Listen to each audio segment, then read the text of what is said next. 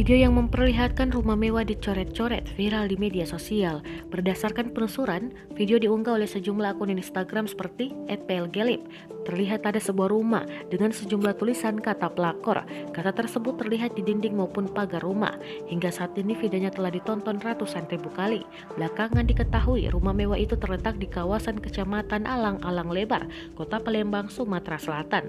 Ketua RW setempat, Ismairin Z, membenarkan keberadaan rumah tersebut di lingkungannya, namun dirinya tidak mengetahui sejak kapan tulisan pelakor itu dibuat. Ismairin melanjutkan ceritanya, ia menyebut sempat menerima laporan sekitar beberapa minggu lalu terjadi keributan di rumah mewah itu. Kejadian melibatkan beberapa orang. Ismairin sendiri tidak mengetahui pasti penyebab keributan yang terjadi. Sejauh ini, kata Ismairin, penghuni rumah tidak memberikan respon dengan adanya tulisan tersebut.